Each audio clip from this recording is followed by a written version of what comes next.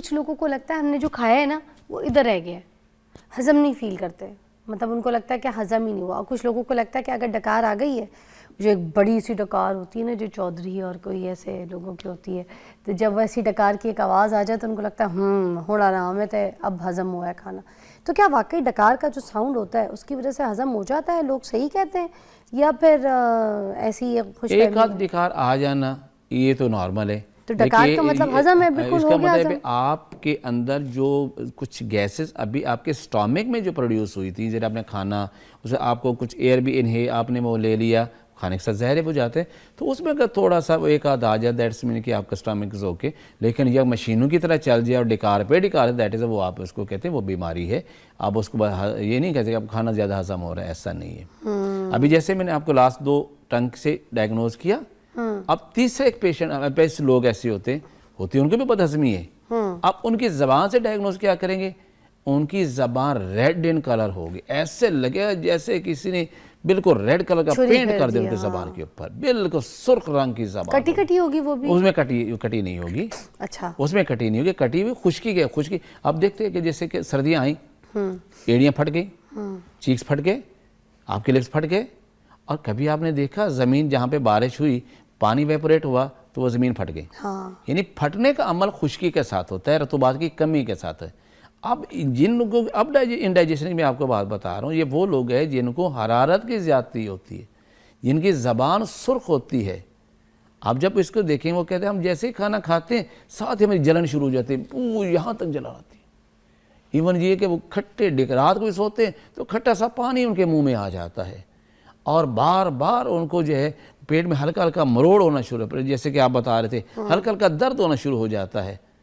तो जब किसी पेशेंट को ये आप देखें ज़बान उसकी बिल्कुल रेड हो और ये साथ ये सिम्टम लेके आए, और सेकेंड वो कहेगा जी मेरे जिस्म में ऐसा लगता है बहुत ज़्यादा गर्मी लग रही है, मुझे मेरे हाथ पाँव जल रहे हैं, मुझे यूरिन बहुत येलोइश कलर आ रहा है, तो ऐसे लोगों के लिए आपकी एक दवा मैं आपको बताता हूँ। ये भी आपके किचन में रेमेडी मौजूद होती है, और उसमें क्या है कि आपके पास एक चीज़ मौजूद है, सौंफ। ये आपके किचन में मौजूद होती है, एक चुटकी, ज़्यादा नहीं, 1 कप पानी में डालेंगे। और ये ज़ीरा सफ़ेद किचन में मौजूद है, 1 चुटकी आप ये डाल लेंगे। और सब्ज़ इलायची आप अक्सर यूज़ करते हैं घर में, खानों के अंदर भी वैसे भी, और 1 दाना सब्ज़ इलायची का तोड़ के आपने 1 कप पानी में डाल देना है, और इसको बॉयल करना है। जब देखें कि ये 3-4 बॉयल आ गए, इसको फिर फ़िल्टर कीजिए और उसको छान के पीजिएगा सुबह शाम सहरी के बाद और रात खाना खाने के बाद।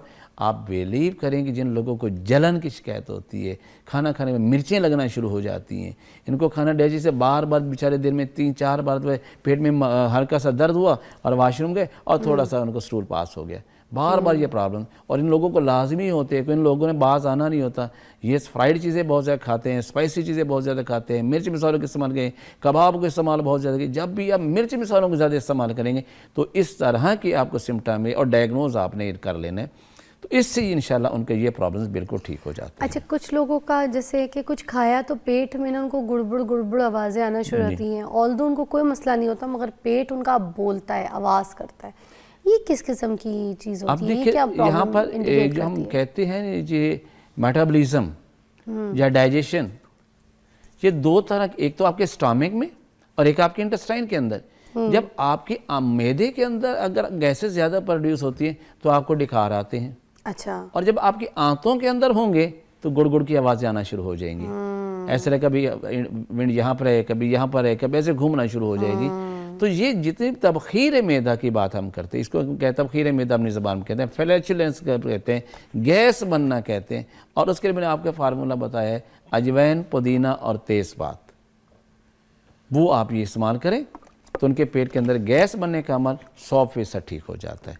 अगर उनके पेट में गैस बनती है प्लस उनके साथ पेट में दर्द भी होता है और साथ बार बार उनको वॉशरूम भी जाना पड़ता है, तो फिर आपके पास ज़ीरा सफ़ेद है, सब्ज़ इलायची है और सौंफ है, फिर आप इसका क्या है इस्तेमाल कर लें। डायरिया का इलाज बताएं। अब देखें, डायरिया का इलाज भी बता दें। आपको पता है कुछ लोगों को लूज़ मोशन लग जाते हैं, कुछ ऐसे खाने इफ्तारों की दावतें होती हैं, कहीं चले गए, कहीं कुछ खा लिया, कहीं खट्टा मीठा खा लिया, कहीं चाट खा ली, कहीं चने चाट खा ली, कहीं कौरमा खा लिया, कहीं कोई हलीम खा ली, ठीक है, कहीं बिरयानी खा ली, घर पे भी बैठे पकौड़े खा लिए, सब कुछ हर किस्म का चलता है।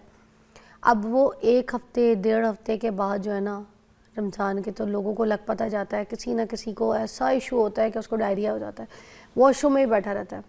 अब इसमें 2 चीज़ें मैं आपको इसमें थोड़ा डायग्नोज थोड़ा तशख़ीस ज़रूर कर लीजिएगा। एक होता है बिल्कुल वाटरी मोशन होना, और एक होता है बार बार मोशन आना, लेकिन वो वाटरी नहीं होगा सेमी सॉलिड, बट ऐसे जिससे बच्चा थोड़ा थोड़ा मोशन कर रहे। दोनों बता दें, दोनों में आपने जो वाटरी कंडीशन है वो भी अगर किसी को हो तो क्या होगा, और जो जिसको दर्द ज़्यादा है और बार बार वॉशरूम जा रहा है मगर क्वांटिटी इतनी नहीं है, तो फिर अब जिनको तो वाटरी मोशन आ रहे हैं ना, जैसे मैंने पीछे बताया रतूबात की ज़्यादती, अगर वो नुस्खा ये इस्तेमाल करेंगे, जिनकी ज़बान उनकी ऐसे देखें उन लोगों की ज़बान भी सफ़ेद होगी, इंडाइजेशन के पुराने मरीज़ होंगी, और उनको सिर्फ दालचीनी का कहवा आप वो उनको दें। और अगर घर में दालचीनी नहीं है आपके, तो आप ऐसे लोगों को आप अनार का छिलका जो है जस्ट उसे बॉयल करें, यानी थोड़ा सा अनार का छिलका बॉयल करें, आप उनको दें, तो उससे इनको दिन में 2 दफ़ा भी ले लें, तो उसे वाटरी मोशन बिल्कुल पानी की तरह, और उसे बग़ैर पेन के हों, तो ये जो जिसे हम अपनी तिब्बी ज़बान में इसहाल कहते हैं, आप इसे डायरिया कह रहे हैं, वाटरी मोशन, तो ये सिर्फ और सिर्फ दालचीनी के कहवा उससे ठीक हो जाते हैं, बिल्कुल सिंगल उस एक रेमेडी से बस। और फिर इसमें खाने की परहेज क्या है? लोग कहते हैं ना ये मत खाना वो मत खाना, क्या खा सकता है इंसान? खाने मतलब में ये सारा दिन फिर ये भी कहा जाता है उनको कि फाका करो, कुछ खाना नहीं है। ऐसे लोगों को खाने में इंतहाई सिंपल डाइट पे जाना पड़ेगा, पेट बिल्कुल हल्का रखना पड़ेगा, और फिर ऐसे लोगों को मैं ये कहता हूँ कि आपने दूध और दूध से बनी हुई अशिया टोटली तौर पे बंद कर देंगे। चाय भी नहीं? बिल्कुल बंद करेंगे। आप उस कहवा ले लें, चाय की पत्ती का कहवा लेंगे, तो वो ठीक हो जाए। रोज़ा भी तो रखना है ना उन्होंने। अच्छा जी, हम ये पूछ रहे थे, अगर किसी को इसी तरह से लूज मोशंस बहुत हो गए और ज़बान भी उसकी लाल है जी, ठीक है, और अब उसको ये इश्यूज़ हैं, तो वो सहरी और इफ्तारी फिर किस तरीके से मैनेज करेगा? क्या क्या खा सकता है, क्या क्या नहीं खा सकता? जी बिल्कुल। एक तो ये है कि उनको टोटली तौर पे ऐसे लोग जिनको मैदे में गर्मी हो जाती है, जिनको ज़बान सुर्ख होती है, जिनको बार बार मोशन आ रहे हैं, पेट में दर्द और मरोड़ उठ रहे होते हैं, ऐसे लोगों को मैं ये कहूँगा सुबह नाश्ते में जौ का दलिया इस्तेमाल करें। जौ का दलिया ले कर लें, गंदम का दलिया लेके कम से कम सालन और रोटी को कुछ दिनों के लिए अवॉइड करना पड़ेगा इन्हें। और चावल, खिचड़ी, चावल है, खिचड़ी है, साबुदाना है, अब ये चीज़ वो इस्तेमाल साबुदाना भी खा सकते हैं। बिल्कुल खा सकते हैं। साबुदाना तो दूध में बनता है, यानी तो पानी में बना लें आप। अच्छा। चावल पानी में बनाए जा सकते हैं, खिचड़ी भी पानी में, सारे यानी अल्कलाइन। दाल कौन सी अगर खिचड़ी बना रहे हैं तो पीली दाल या मूंग ना? दाल मूंग की सिर्फ, बगैर छिलके के वहाँ भी यूज है, अगर इनको ये प्रॉब्लम आ मगर उसमें भी स्पाइस नहीं डालने लोगों को, स्पाइस नहीं डालें, स्पाइस नहीं डालेंगे, स्पाइस तो फिर खराब कर देगा ना। बिल्कुल। उसमें सिर्फ दही के इस्तेमाल किया जा सकता है, दूध के इस्तेमाल नहीं करेंगे, दही के इस्तेमाल, ये दही खा सकते हैं। और इसबगोल वगैरह, हाँ, अगर ये है कि ऐसे, फिर मैं थोड़ी सी इसके बारे में वजात कर, लोग इसबगोल को समझते हैं कि ये आंतों के लिए बहुत अच्छी चीज़ है।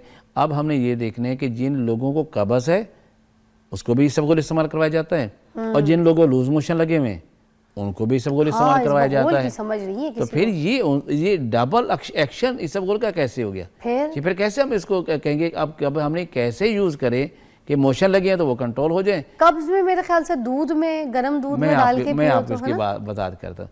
अगर जिनको तो कब्ज की शिकायत हो रही है, आप उसमें ये करें कि दूध लें, नीम गर्म दूध, उसमें इसबगोल के छिलको डालें और फौरन पी जाए, जैसे मुंह फूलता है उसका पी जाए, ठीक है। जिन लोगों को इस हाल लगे हुए हैं, यानी मोशन लगे हुए हैं, उनको दही के अंदर चाहिए। दही लें 1 पाइया, उसको बीट किया, छिलका उसमें डाला और फौरन बाउल मुंह में लगा के पी जाए, उससे इस हाल उनके फौरन ठीक हो जाएंगे। उसमें शक्कर डाल के खा सकते हैं? जी, डालना चाहिए तो डालना चाहिए, अगर ना भी डालें तो बेहतर है। आप वो पी, उनके जितने भी लूज मोशन है उससे कंट्रोल हो जाए, ठीक है। और जिन लोगों को अब लगे हुए हैं कि जिनको कब्ज की शिकायत हो रही है, अब वो क्या करें? वो सिंपल पानी ले लें या नीम गर्म दूध ले लें, उसके अंदर छिलका डालें और उसको वेट करें कि वो फूल जाए, ताकि एज ए लुब्रिकेंट वहाँ पे वो काम करे। जैसा वो लेंगे तो आपके इंटेस्टाइन के अंदर एक लुब्रिकेशन का काम करेगा और कॉन्स्टिपेशन उससे ठीक हो जाएगी। तो ये कॉन्स्टिपेशन वाले ऑलिव ऑयल का एक ढक्कन या चम्मच पी सकते हैं? वो तो कोई भी अगर कॉन्स्टिपेशन आपको है तो उसमें जितने भी नेचुरल किस्म के, जिससे ऑलिव ऑयल आ रहा है वो ले सकते हैं, आलमंड ऑयल आ रहा है वो ले सकते हैं, देसी घी है आप उसके इस्तेमाल कर सकते हैं, कोकोनट भी ले सकते हैं। तो चम्मच अगर पी भी लें तो वो मुझे लगता है कॉन्स्टिपेशन के लिए भी आराम नहीं। ये तो डिपेंड करता है कि उसके कॉन्स्टिपेशन किस लेवल की है। और कुछ लोगों को आधे चम्मच से आराम आ जाए, कुछ लोगों को 2 चम्मच भी लेने पड़ सकते हैं, वो डिपेंड करता है कि उनको क्या है। लेकिन ये जितने भी ये किस्म नेचुरल किस्म के ऑयल हैं, लेकिन मैं एक ज़रूर कहूँगा, अगर आलमंड ऑयल लेना है, बादाम रोगन लेना है, तो खुदारा बाज़ार से मत ख़रीद लीजिएगा, क्योंकि वहाँ पर कभी खालिस मिलता ही नहीं है आपको।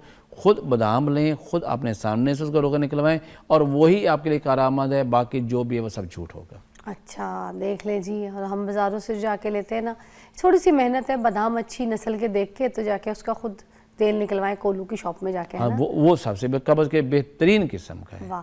अब पेट के कुछ इन्फेक्शंस जो हैं उनके बारे में बता दें, क्योंकि ज़ाहिर सी बात है जब हमारे मैदे की थैली में खाना जाता है, जो भी हम नोश करते हैं हमारे मुंह के बाद हमारे मैदे की थैली है जो जहाँ पे जाके जमा होता है, उसके बाद वो बड़ी आंत में जाता है, फिर छोटी आंत में जाता है, फिर ठीक है, फिर अब ये जो शिनारियाँ होती हैं, जो छोटी छोटी ये जो हमारी रास्ते होते हैं जहाँ से खाना अपना खारिज होता है, पास करता है, फिर उसके बाद अपनी जगह बनाता है, तो वो जो है इन्फेक्टेड अगर हो जाए, कोई इन्फेक्शन हो जाए, तो क्या ख़राब हो सकती है छोटी आंत और बड़ी आंत? जी बिल्कुल ख़राब होती है, उसके अंदर बहुत सारे इवन कॉम्प्लिकेशन भी पैदा करती है। और मैंने अक्सर अपने प्रोग्राम में आपके थ्रू बताया, उसके लिए आपके घर के अंदर भी ये इसकी रेमेडी मौजूद है।